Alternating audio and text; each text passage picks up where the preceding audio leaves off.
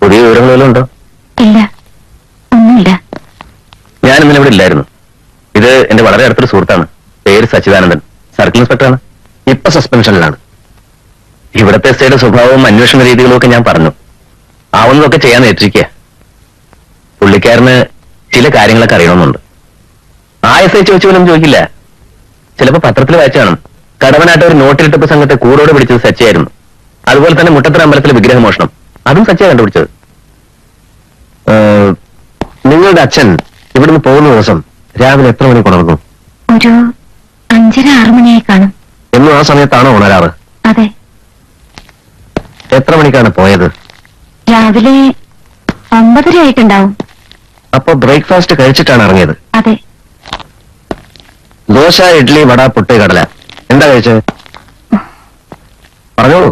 അന്ന് ഉപ്പുമാവായിരുന്നു ഉണ്ടാക്കിയത്. അച്ഛന് ഉപ്മാവ് വലിയ ഇഷ്ടമാണോ? അതൊക്കെ എന്തിനാ വെറുതെ സച്ചി ഇപ്പോ? അരിയോടല്ല ഞാൻ ചോദിച്ചത്. പറയൂ, അച്ഛന് ഉപ്മാവ് വലിയ ഇഷ്ടമാണോ? അങ്ങനെയൊന്നുമില്ല. ഇത് ശരിയായ ഉത്തരമല്ല. എനിക്കറിയേണ്ടത് അന്ന് അച്ഛൻ വയറു നിറച്ച് ഉപ്മാവ് കഴിച്ചോ എന്നാണ്. യാത്ര പുറപ്പെടുമ്പോ അലക്കിത്തേച്ച വസ്ത്രങ്ങളാണോ അദ്ദേഹം ധരിച്ചിരുന്നത്? അതെ. ഇറങ്ങാൻ നേരത്ത് പ്രത്യേകമായി വല്ലതും പറഞ്ഞോ? വികാര വിക്ഷോഭത്തോടെയോ മറ്റോ? അത് മാളൂനോട് പഠിക്കാൻ പറഞ്ഞു. പിന്നെ ചീരയ്ക്ക് വെള്ളം ഒഴിക്കാനും പറഞ്ഞു. വേറൊന്നും പറഞ്ഞില്ല? ഇല്ല. സ്വാഭാവികമായ ഒരു യാത്ര. കഴിക്കുന്നൊരു കഷായം ഒറ്റ വിലക്ക് കുടിച്ചു തീർക്കുന്നതാണ് നല്ലത്. വേദനിപ്പിക്കുന്ന ഈ സത്യവും ഒറ്റ വീർപ്പിൽ പറയാനാണ് എനിക്കിഷ്ടം.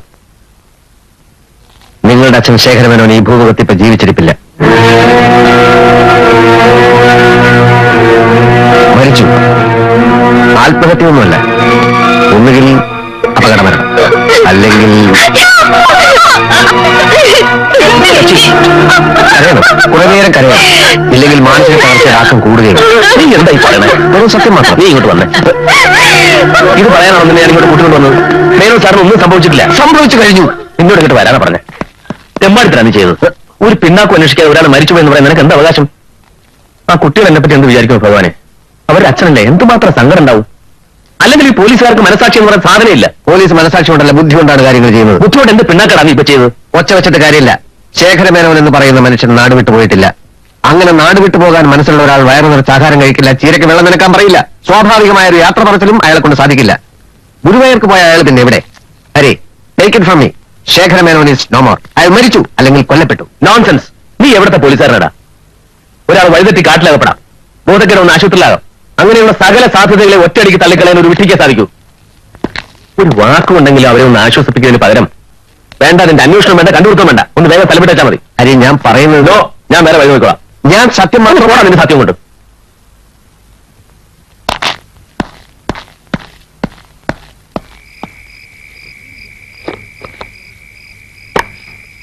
ഈ മുട്ടത്തറയ്ക്ക് എത്ര കിലോമീറ്റർ ഉണ്ട് ചേട്ടാ? ഒരു 100-150. അല്ല, ഒന്നുമില്ല. കഷ്ടപ്പെട്ട് അധ്വാനിച്ച് 150 കിലോമീറ്റർ സഞ്ചരിച്ച് ചേട്ടൻ കൊണ്ടുവന്ന ആള് ബഹും എടുക്കൻ. ഇയാൾ ക്രൈംബ്രാഞ്ചോ അതോ CID? അല്ല, ഇയാൾ ഏതൊക്കെ കേസാ പിടിച്ചത്? ചേട്ടൻ ഇതുപോലെ മിടുക്കന്മാരെ ഫ്രണ്ട്സ് ധാരാളം ഉണ്ടോ? നിർത്താ. ദേഷ്യം പിടിക്കണ്ട. സാധാരണ ഞാനാണ് ചേട്ടനെ ഏടാകൂടത്തിൽ ചാടിക്കാരെന്നല്ലേ പറയാറ്. ഈ കേസോ? ഒരു കാര്യം ചേട്ടൻ ഇനിയെങ്കിലും മനസ്സിലാക്കണം. ഒരാൾക്ക് ഏടാകൂടത്തിൽ ചാടാനാണ് വിധിയെങ്കിൽ ദൈവത്തിന് പോലും അയാളെ തടയാൻ കഴിയില്ല. ആ സർക്കിൾ ഇൻസ്പെക്ടർ സസ്പെൻഷൻ ആയതിലേ ഒരത്ഭുതമില്ല. ഇതല്ലേ കയ്യിലിരിപ്പ്. നീ വലിയ ആളാവല്ലേ? അവൻ മെടുക്കൻ തന്നെയാടാ. അപ്പോഴത്തെ ദേഷ്യത്തിന് ഞാനങ്ങനെ പറഞ്ഞെങ്കിലും ഇപ്പൊ തെറ്റായിപ്പോയെന്ന് തോന്നുന്നു. ഒരാളെ കുറേശ്ശെയായി നീട്ടി ദഹിപ്പിക്കുന്നത് സ്ലോ പോയിസണിങ്ങിന് തുല്യ. അവന് തോന്നിയത് അവനങ്ങ് വെട്ടി തുറന്ന് പറഞ്ഞു. അവന്റെ ആംഗിൾ അവൻ തെറ്റ് ചെയ്തിട്ടില്ല.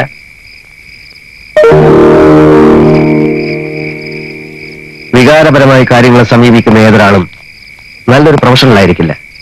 അങ്ങനെയുള്ള ഒരു ഡോക്ടർ സ്വന്തം മകനെ ഓപ്പറേറ്റ് ചെയ്യില്ല. ഒരു പോലീസുകാരൻ ക്രിമിനലായ തന്റെ അച്ഛന്റെ കൈക്ക് വിലങ്ങ് വെക്കുകയില്ല. നിന്നെ എനിക്ക് പണ്ടേ അറിയില്ലേ ഹരി. ഇഷ്ടപ്പെട്ടവരുടെ സങ്കടങ്ങൾ സ്വന്തം സങ്കടങ്ങളാക്കി മാറ്റുന്നവനല്ലേ നീ. അതറിയാവുന്നതുകൊണ്ടാണ് നീ പറഞ്ഞു വിട്ടിട്ട് ഞാൻ തിരിച്ചു വന്നത്. നിസ്സംഗമായ നിലപാടോടെ ഈ കേസ് ഞാൻ അന്വേഷിക്കും.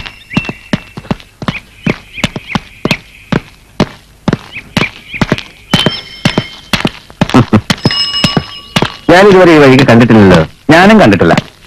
ഒന്നുണ്ടോ ഈ നടപ്പ്? ഉണ്ട്. ഇല്ല. ഇടയ്ക്ക് 1-2 ദിവസം മുടങ്ങിയില്ലേ? ഇല്ലല്ലോ. ഉവല്ലോ. മകന്റെ കല്യാണം മുടങ്ങിയ ആ സമയത്ത് താങ്കളെ 1-2 ദിവസം ഞാൻ കണ്ടില്ല. ഓ, ശരിയായിരിക്കും. ശരിയാണ്. ആരായാലും അത്തരം ഒരു കോംപ്ലിക്കേറ്റഡ് അവസ്ഥയിൽ ദിനചര്യകളൊക്കെ ഒന്ന് മാറിപ്പോകും. എനിക്ക് നിങ്ങളെ സത്യത്തിൽ മനസ്സിലായില്ല കേട്ടോ. എന്റെ മകന്റെ കല്യാണക്കാരിയൊക്കെ നിങ്ങൾ എങ്ങനെ അറിഞ്ഞു? സംഭവം സത്യമല്ലേ? എന്നാലും ആരോ ഒരാൾ വിളിച്ച് ഭീഷണിപ്പെടുത്തിയെന്ന് വെച്ച് നിശ്ചയിച്ച കല്യാണം മുടക്കണമായിരുന്നോ? അതോ ആ ഭീഷണിയിൽ വല്ലാതെ അങ്ങ് വരണ്ടു പോയോ? നടന്നോളൂ. ആര് ഭീഷണിപ്പെടുത്തി? ആളിനൊക്കെ എനിക്കറിയാം സാറേ. എന്നെ ആരും ഭീഷണിപ്പെടുത്തിയിട്ടില്ല. ചുമ്മാ ഞാനേ ഒരു അഡ്വക്കേറ്റാ. ശേഖരമേനോന്റെ മകളെ ആര് കല്യാണം കഴിക്കാൻ വന്നാലും അയാൾ ഇങ്ങനെ ഭീഷണിപ്പെടുത്താറുണ്ട്. അയാളുടെ പേരിൽ ചെറിയൊരു കംപ്ലൈന്റ് കിട്ടാ. നിങ്ങൾക്ക് ഒരു പോറൽ കേൾക്കാതെ ആ ദുഷ്ടം ഞാൻ പൂട്ടിക്കണം. എന്നെ ആരും ഭീഷണിപ്പെടുത്തിയിട്ടില്ല. എനിക്കൊരു കംപ്ലൈന്റും ഇല്ല. നിങ്ങളുടെയും കൂടെ രക്ഷയ്ക്ക് വേണ്ടിയിട്ടാണ് ഞാനിത് പറയുന്നത്. എന്റെ രക്ഷയ്ക്ക് ഇപ്പോ ഒരു തകരാറുമില്ല. അപ്പോ നേരായ മാർഗത്തിൽ ശ്രമിച്ചാൽ സത്യം പറയുന്ന ആളല്ല നിങ്ങൾ. എന്ത് സത്യം? വേണ്ട, പറയണ്ട. പറയിപ്പിക്കാൻ എനിക്കറിയാം. ഭീഷണിയുടെ കഥ മാത്രമല്ല, ശേഖരമേനോന്റെ മരണത്തെപ്പറ്റി നിങ്ങൾ പറയേണ്ടി വരും. എണ്ണി എണ്ണി പറയേണ്ടി വരും. എന്റെ മുതലാളി താന്നിക്കാട്ട തോമസ് കുട്ടിച്ചാന് 35 കൊല്ലം മുമ്പ് കെട്ടിയോൾ സറാമച്ചേട്ടതിയോടൊപ്പം ലോഞ്ചേ കയറി ദുബായി ചെന്നിറങ്ങിയതാ. രണ്ടുപേരുടെയും കയ്യിൽ ആകെ ഉണ്ടായിരുന്നത് 500 രൂപയും MA പാസ്സായ ഓരോ സർട്ടിഫിക്കറ്റുമാണ്. ആദ്യമൊക്കെ രണ്ടുപേരും ഒത്തിരി അങ്ങ് കഷ്ടപ്പെട്ടു. ഷേക്കിന്റെ മക്കൾക്ക് ഇംഗ്ലീഷിന് ട്യൂഷൻ കൊടുക്കാൻ തുടങ്ങിയപ്പോ മുതൽ ആ പച്ച പിടിച്ച് പിന്നെ അങ്ങോട്ട് വെച്ചാടി കേറ്റമാ. സ്വന്തം സ്കൂൾ 1ആയി 2ആയി, ഗൾഫിൽ അങ്ങോളം ഇങ്ങോളമായി. നിങ്ങൾ ആരാണ് മനസ്സിലായില്ലല്ലോ. പക്ഷെ എന്നാ ചെയ്യാനാ, ഈ കഴിഞ്ഞ മാസം ചേട്ടതിയെ കർത്താവ് അങ്ങ് വിളിച്ച്. പാവം തോമസ് കുട്ടിച്ചാൻ ഒറ്റയ്ക്കായി. ഏകപ്പെട്ട സ്വത്ത് ഇന്ത്യ മുഴുവൻ. അനുഭവിക്കാൻ മക്കളുണ്ടോ? ഇല്ല. നിങ്ങൾ ആരാണെന്ന് പറഞ്ഞില്ല. ഇച്ചായൻ കണ്ണീരോടെ ഒരു കത്തെഴുതി. എന്റെ പൊന്നു കുഞ്ഞച്ച 2 മാസത്തിനകം സറാമയുടെ പേരിൽ എറണാകുളത്തോ തിരുവനന്തപുരത്തോ എത്രയും വേഗം ഒരു സ്മാരകം പണിയണമെന്ന്. എന്നാ സ്മാരകമാ ആലോചിച്ചു. ആരോ ഈ ബോട്ട് കൂടെ കൊണ്ടുവച്ചത്? എടുത്തു മാറ്റോ. ഈ നടുറോട്ടിൽ ഇതിവിടെ കൊണ്ടുവച്ചത് ആരാന്നാ ചോദിച്ചത്? പാവപ്പെട്ട പണക്കാർക്ക് ഇവിടെ ജീവിക്കാൻ പറ്റില്ലെന്നായെങ്കിലോ? എടുത്തു മാറ്റാൻ. ഇതെടുത്ത് മാറ്റിയില്ലെങ്കിൽ ഞാനിത് പാടത്തേക്ക് എടുത്ത് മാറ്റും. ഞാനൊന്ന് മൂത്രം ഒഴിക്കുകയായിരുന്നു. റോഡിന് വിലങ്ങനെ ഇതിങ്ങനെ കൊണ്ടുവച്ചാലേ തനിക്ക് മൂത്രം വരുള്ളൂ. ഈ വൃത്തിക്കാരനാണോ താൻ? പെട്രോൾ ഒഴിച്ച് കത്തിക്കുന്നത് ആണോ? എങ്കിലത് അറിയാൻ തന്നെ ബൈക്ക് ഇവിടെ കൊണ്ടിട്ടത്. ഈ ബൈക്കിന്റെ സ്ഥാനത്ത് ഒരു മനുഷ്യനാണ് ഇങ്ങനെ വഴിമുടക്കി നിൽക്കുന്നതെങ്കിൽ ആ മനുഷ്യനെ താങ്കൾ പെട്രോൾ ഒഴിച്ച് കത്തിക്കും. മനുഷ്യനല്ല, ഏത് മഹാരാജാവാണെങ്കിൽ ഞാൻ കത്തിക്കും. എടോ, എന്റെ അടുത്ത് ഇഷ്ടംപോലെ പണുണ്ടോ? അത് മുടക്കി വലിയൊരു വക്കീലിനെ ഏർപ്പാടാക്കി ഏത് കേസിന് ഞാൻ ഊരിപ്പോരും. താങ്ക്സ്. എനിക്ക് ഇത്രയും മാത്രമേ അറിയേണ്ടതുണ്ടായിരുന്നു. എനിക്ക് പോയിക്കോളൂ. നമുക്ക് കോടതിയിൽ വെച്ച് കാണാം. ഏത് കോടതിയിൽ? ആദ്യ സെഷൻസ്. അപ്പീൽ ഉണ്ടെങ്കിൽ ഹൈക്കോടതി, പിന്നെ അപ്പീൽ ഉണ്ടെങ്കിൽ സുപ്രീം കോടതി. താൻ എന്തൊക്കെ പറഞ്ഞത്? താൻ ആരാ? ഞാൻ ആരായാലും കുഴപ്പമില്ല. താങ്കൾ അടക്കാച്ചാണകം പങ്കുണ്ടി മേനോൻ തന്നെയാണല്ലോ. മനുഷ്യനെ പെട്രോൾ ഒഴിച്ച് കത്തിക്കുന്നവനാണല്ലോ. തവളത്തലയുള്ള തന്റെ മോനെ കൊണ്ട് ശേഖരമേനോന്റെ മകളെ കല്യാണം കഴിപ്പിക്കാൻ താൻ ശ്രമിച്ചിരുന്നില്ലേ? ഓരോ തവണ കല്യാണം മുടങ്ങുമ്പോഴും ഈ ആവശ്യം പറഞ്ഞ് താനെ വീട്ടിൽ ചെന്നിരുന്നില്ലേ? ഒടുവിൽ തനിക്ക് മനസ്സിലായി ശേഖരമേനോൻ ജീവിച്ചിരിക്കുന്നിടത്തോളം കാലം അത് നടക്കില്ലെന്ന്. തന്റെ കയ്യിൽ ഇഷ്ടം പോലെയുള്ള പണം ഉപയോഗിച്ച് വാടക കൊലയാളികളെ കൊണ്ട് ശേഖരമേനോനെ താൻ കൊന്നു. ദേവദോഷം പറഞ്ഞ തലയിൽ ഇടുത്തി വീഴ്ത്തണ്ടേ? പോലീസുകാരുടെ തലയിൽ ഇടുത്തി വീഴാറില്ല. പ്രത്യേകിച്ച് എന്നെ പോലുള്ള സർക്കിൾ ഇൻസ്പെക്ടർമാരുടെ തലയാവുമ്പോ ഇടുത്തി എന്നുള്ള ഒരു തേങ്ങ പോലും വീഴാൻ ഭയക്കും. സർക്കിൾ മേനോന്റെ ശവം താൻ എവിടെ ഒളിപ്പിച്ചു? എന്റെ പൊന്നു സാറേ, ഞാൻ ആളറിയാതെ പറഞ്ഞു പോയതാ പെട്രോൾ ഒഴിക്കും കത്തിക്കുന്നൊക്കെ. അടിയിൽ എഴുതി കാണിച്ച ഓടുന്നവരെ ഞാൻ. സാർ എത്ര വണ്ടി വരെയും നടന്നോട്ട് കൊണ്ടിട്ടോളൂ. ഒന്നാമതിക്ക് അങ്ങോട്ടല്ല അങ്ങോട്ട് പുറകോട്ടാ. വണ്ടി പുറകോട്ട് എടുക്കണോ?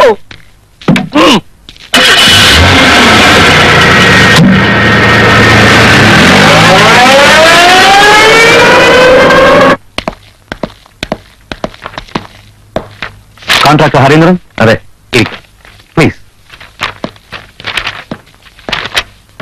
പരാതി ഞാൻ വായിച്ചു. മിസ്റ്റർ ശേഖർമേനന്റെ മക്കളാണോ 3 പേരും? അതെ. പോലീസ് കാര്യമൊന്നും ചെയ്തില്ല? ഇല്ല സർ. ചെയ്യില്ല. പ്രോഫിറ്റബിൾ കേസാണെന്ന് തോന്നിക്കാണില്ല. മിസ്റ്റർ ഹരീന്ദ്രൻ, ഞാൻ ഡൽഹിക്കാരനാ. നിങ്ങളുടെ സ്റ്റേറ്റിനെ സർവ് ചെയ്തുകൊണ്ട് നിങ്ങളുടെ സ്റ്റേറ്റ് അഫയേഴ്സിനെ ഞാൻ കുറ്റപ്പെടുത്താൻ പാടില്ല. ഇവിടെ എല്ലാം താറുമാറായി കിടക്കുകയാണ്. ആർക്കും ആരോട് ഒരു ഉത്തരവാദിത്വമില്ല. 99%ഉം കള്ളന്മാരാ. അങ്ങനെ ആയിപ്പോയി സർ. നേര് പറഞ്ഞാൽ താങ്കളെപ്പോലെ നോർത്ത് ഇന്ത്യൻ കേഡറുള്ള IAS ഓഫീസേഴ്സ് ആണ് ഞങ്ങൾക്ക് ഇപ്പൊ ആകെയുള്ള പ്രതീക്ഷ. അതുകൊണ്ടാണ് ധൈര്യമായിട്ട് ഇങ്ങോട്ട് പോകുന്നത്. ഇത് ഞാൻ നോക്കിക്കോളാം. വേണ്ടി വന്നാൽ out of the way I will make them act immediately. സങ്കടപ്പെടാതിരിക്കൂ കേട്ടോ. I am with you and you can come to me at any time. അല്ലെങ്കിൽ ഒന്ന് ഫോൺ ചെയ്ത് അപ്പപ്പോ എന്നോട് കാര്യങ്ങൾ പറഞ്ഞാൽ മതി. Thank you sir. You are welcome.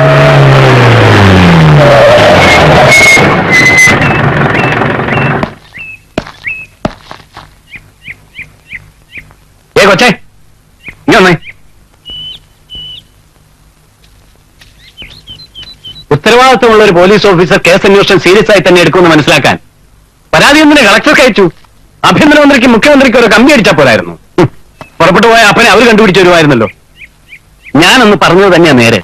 മക്കൾ കാരണം ജീവിതം എടുത്ത ശേഖരമേനോൻ കുറ്റിപ്പുറത്തുനിന്ന് ഒരു സെക്കൻഡ് ക്ലാസ് ടിക്കറ്റ് എടുത്ത് സെപ്റ്റംബർ 13-ാം തീയതി ബോംബെക്ക് വണ്ടി കയറി. അതിനുള്ള രേഖകളെല്ലാം എന്റെ കയ്യിലുണ്ട്, മനസ്സിലായോ? എന്റെ പൊന്നു വച്ചേ, ഇനി ബോംബെ ചെന്ന് മേനോനെ കണ്ടുപിടിക്കണമെന്നാണെങ്കിൽ ആ കളക്ടറോട് എന്ന് പറഞ്ഞാൽ മതി. നീ പെടറോ?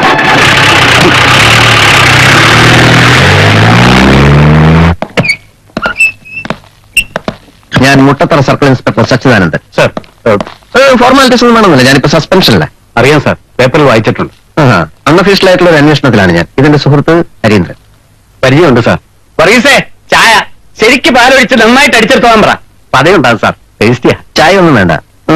നിങ്ങൾ ഇന്ന് ശേഖരവന്റെ മകളെ കണ്ടു എന്ന് പറഞ്ഞു. അതായത് കളക്ടറിനെ വിളിച്ച് മനസ്സിലായി. മേനോന്റെ തിരോധാനത്തെ കുറിച്ച് നിങ്ങൾക്ക് കിട്ടിയ പുതിയ ഇൻഫർമേഷനെ പറ്റിയാണ് ഞങ്ങൾക്കറിയേണ്ടത്. സാർ, ഇത് സെപ്റ്റംബർ 13-ാം തീയതി കുറ്റിപ്പുറത്തുനിന്ന് കുർള എക്സ്പ്രസിൽ ടിക്കറ്റ് ബുക്ക് ചെയ്തവരുടെ ചാർട്ടാണ്.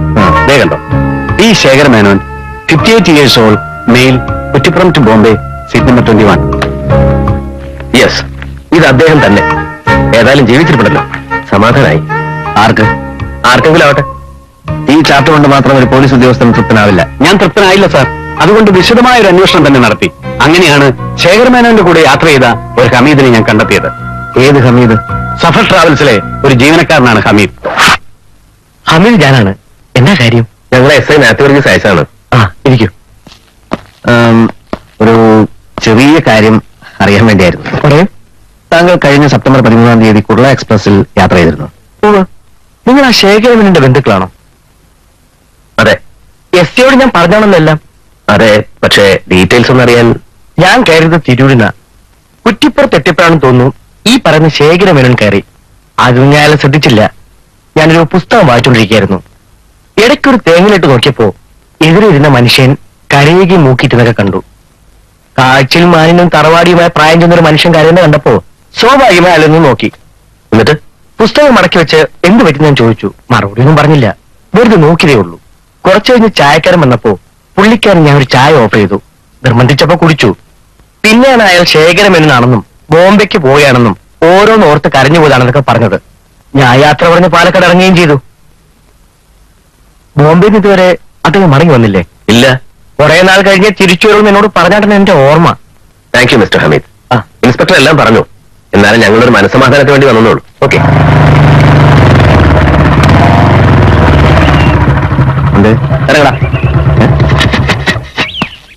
സത്യം പറഞ്ഞാൽ നിനക്ക് വേണ്ടത് സസ്പെൻഷൻ അല്ല, ഡിസ്മിസലാണ്. മനസ്സാക്ഷിയില്ലാത്തവൻ, അഹങ്കാരി. ഉപ്പുമാവ് വയറു നിറച്ച് കഴിച്ചോ, യാത്ര ചോദിക്കുമ്പോൾ വികാരഭരിതമായി സംസാരിച്ചോ, ഇവൻ വലിയൊരു CID. എന്നെ പറഞ്ഞാൽ മതിയല്ലോ. ഒരു മരക്കോന്തനെ വിളിച്ച് കേസ് അന്വേഷണത്തിൽ അറിയിരിക്കുന്നു. അത് ഈ കാര്യമൊക്കെ ശരി തന്നെ, പക്ഷെ ഒരു മിണ്ടരുത് നീ. പാവം കുട്ടികൾ, അവർക്കിത് അറിയുമ്പോൾ എന്ത് സന്തോഷമായിരിക്കും. ശേഖരമേനോൻ തിരിച്ചു വരുന്നത് വരെ ആ പെൺകുട്ടികളോട് കാര്യം ഒന്നും പറയരുത്. അത് നീയാണോടാ തീരുമാനിക്കാൻ? നമ്മൾ അവരോട് ഓൾറെഡി പറഞ്ഞു കഴിഞ്ഞു ശേഖരമേനോൻ മരിച്ചു എന്ന്. നമ്മളല്ല, നീ. ആരെങ്കിലും ആവട്ടെ, ആ നഷ്ടം സഹിക്കാൻ അവർ പഠിച്ചു കഴിഞ്ഞു. അതിനിടയിൽ വീണ്ടും ഇനി എന്ത് ചെയ്യണമെന്ന് എനിക്കറിയാം. ഇവിടെ നിന്റെ സഹായം ആവശ്യമെന്ന് പറഞ്ഞു പിന്നെ വലിഞ്ഞുകറി വന്നതിന് വലിഞ്ഞുകറി വന്നു. ഹരി, സൂക്ഷിച്ച് സംസാരിക്കണം, ഇല്ലെങ്കിൽ എന്തിനാ? ഓ, അത്രത്തോളായോ? ആയി. ഞാനൊരു ഫൂളാണ്. അക്കാര്യത്തിൽ എന്താ സംശയം? കാള പറ്റെന്ന് കേട്ടപ്പോ കയറെടുക്കാൻ വന്ന എന്നെ ചൂലുകൊണ്ടടിക്കണം. ചാണകത്തിൽ മുക്കിയ ചൂലുകൊണ്ടടിക്കണം.